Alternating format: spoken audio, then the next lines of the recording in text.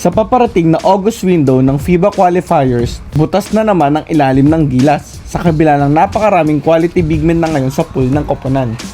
Pero ang tanong ay ang availability. Ano nga ba ang dahilan at nagkaganito ngayon ang sitwasyon ng team? Hindi na nga ba priority ngayon ng Gilas sa mga players?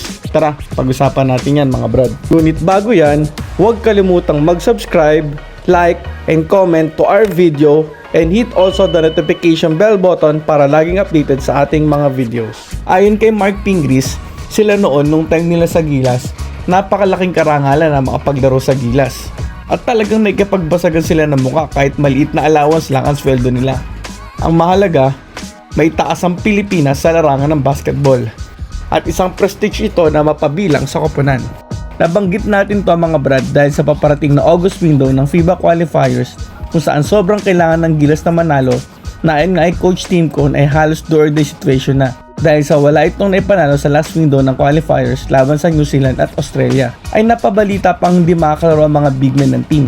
Malaking problema na nga kay Coach Tim Cone ang maliit na window preparation for August window ay dagdag pa dyan ang napabalitang unavailability ng mga big man ng koponan. Si Kai Sotto na apparently best big man ngayon ng team ay mukhang hindi uli magiging available at mas priority nga nito ngayon ang makamit ng NBA dream nito na kung saan napapabalitang tatahakin ng NCAA route para makamit ito under a new rule ng NCAA na pinapayagang makalaro ang mga ex-pros within 5 years after graduation. 24 years old na ngayon si Kai with 5 years of professional basketball experience in Australia and Japan I think. Maintindihan naman natin si Kai dito dahil palit na ng palit talaga ang window ni Kai para makapasok sa NBA. At tagumpay din naman ng mga Pilipino pag nakapasok si Kai. May napabalita din na maglalaro daw si Kai sa Gilas if the price is right. Na sana ay hindi totoo mga brad dahil maganda naman ang image ni Kai mula nung youth ay naglalaro na yan sa Gilas. Pero maintindihan din natin kasi may mga handlers and agents yung kampo ni Kai.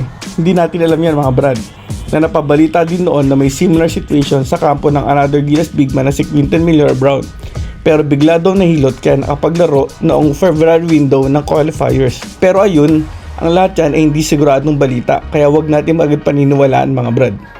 And speaking of QMB, hindi din ito di umano makakalaro this August window dahil recovering pa ito sa kanyang surgery, tinamo nitong injury. Nasayang sana kung makakalaro lang sana to kahit pa paano mapupunan pagkawala ni Kai.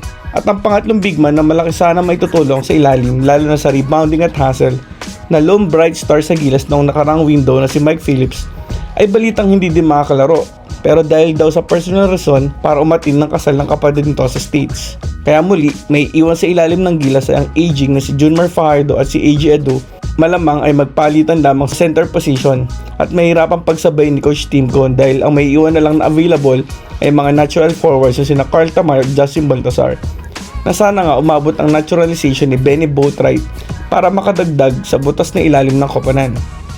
Kaya ngayon ang question ng ilan ay kung priority pa ba ng mga ito paglaro sa Gilas? Noong unang panahon nga actually naman pati hanggang ngayon ay pangarap ng mga players na dati pa nga noong panahon na Pingles kahit maliit lang na allowance ay okay lang. Ano nga ba ang tunay na rason ng mga ito sa hindi paglaro this window? Malalaman natin yan pagdating sa November window na kung saan sana ay makalaro na ang mga players na to. Pero si Kai kung matutuloy sa NCAA ay malamang hindi na makalaro yan this year until matapos ang season ng NCAA. Kayo mga brad, ano sa tingin nyo ang rason na hindi paglaro ng mga to? I-komento lang at pag-usapan natin yan.